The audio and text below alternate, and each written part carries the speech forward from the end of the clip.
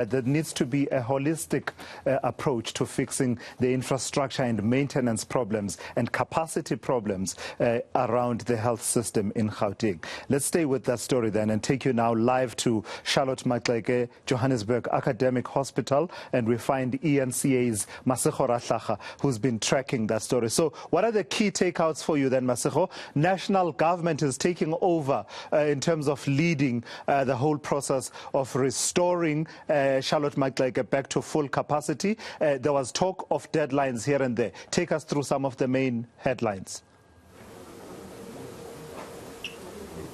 Well, Tilasizwe, I think for a lot of people who rely on the public health sector, knowing the importance of the Charlotte Maxeke Academic Hospital, the most important thing would be that full capacity of the hospital would be towards the end of 2023. What we heard from the head of infrastructure within the National Department of Health is that the initial goal was 2027, but he thinks that 2023, before the end of next year, is quite possible for it to run to full capacity.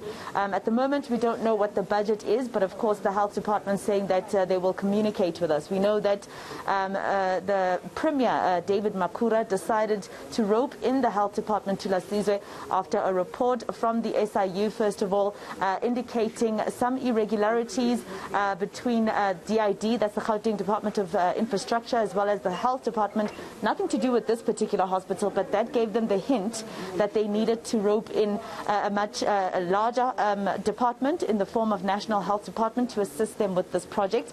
But I'll get some clarity from the two guests that I have. Let me start with the CEO of the hospital, Maxeke, who will tell us basically about the clinical issues that we saw, Mama. You know, as I was saying to my colleague Tilasizwe, Charlotte Maxeke, a very important hospital.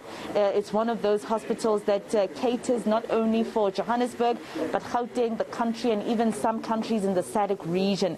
Tell us about, you know, the closure, this 10-month closure, and how, what's been the effect of it. Good afternoon to the listeners.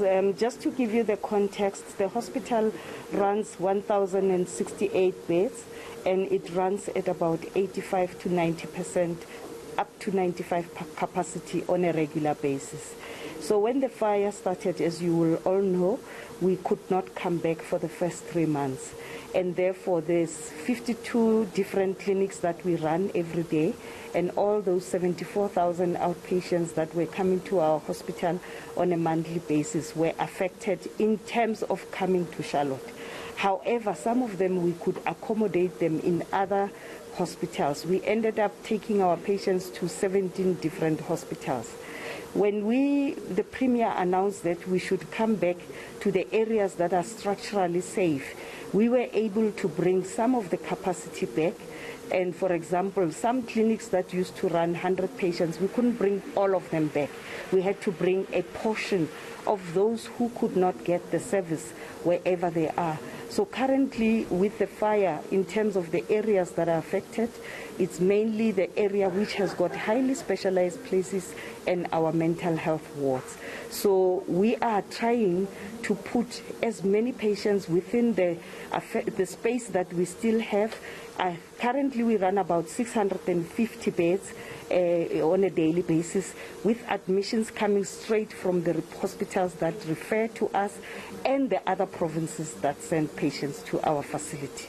We have also prioritized the outpatients that we know that if they do not come to our hospital, there will be challenges. So they have been prioritized. Those that can be seen in other hospitals, our staff are still going there to see them. But there are those who are back in the hospital. All right, I know I have to let you go, CEO. Unfortunately, Tilasizwe, she says she has another meeting that she's rushing to, but I did ask the DG in the Premier's office, Masego Rahlaga, to come in and help us answer some of the other questions. Masego, I asked you this before, and I just need you to answer it again, because it's a lot of people wondering why we don't know after 10 months what caused the fire. The department has obviously, highlighted that it's gotten some people to investigate what caused the fire. Concern about it being 10 months without having those answers yet?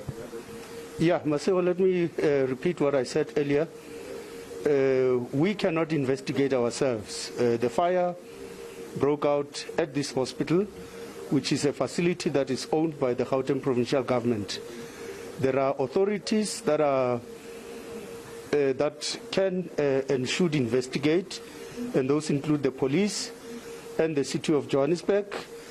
I know that the police had to wait for the building that was damaged by fire, where the fire started, to be stabilized before they could move in. So my understanding is that they did have access to that building, and they were able to take whatever they needed to take in the building in order for them to conclude their investigations. We are eagerly awaiting the report so that we can know the cause of the fire. If there are any people who should be held accountable, we will be ready to take action, but we can only act once we have the report from the investigations. Just very quickly, Dr. Masego, I'm being told that I need to wrap, but in terms of the fact that it's already been 10 months, 2023, there was talk of 2027, your assurance as the Gauteng government to the people who rely on this hospital that indeed during the course of this year some of the functionalities will come into effect and full capacity next year? Yes, there will be some functions that will be reopened from March, and some will come on stream around June. And by next year, we will have full capacity, as the Department of Health has indicated.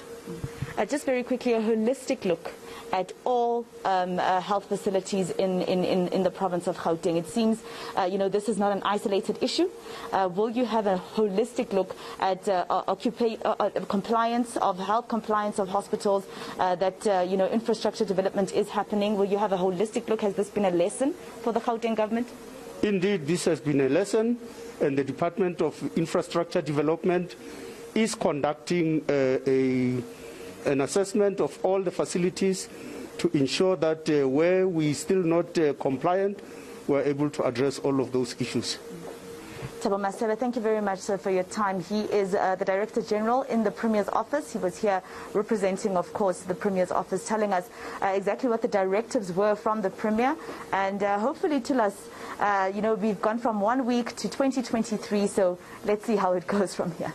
Yeah, at least there's progress on that front, but I agree with you that we do need those answers as to what exactly caused the fire, right? Let's not have this let bygones be bygones approach to things. Accountability is actually a value that we believe in this country, and it's astounding that 10 months later we seem to be none the wiser as to what exactly caused the fire. eNCA's Masego Rahlaga out there at Charlotte Maxeke Academic Hospital for us with an update on that situation. So in terms of that proclamation by the Premier of Gauteng, responsibility for refurbishments for that hospital moved to the National Department of Health, and that's aimed at expediting its restoration, hopefully by the end of 2023, as opposed to 2027, which was the initial projection.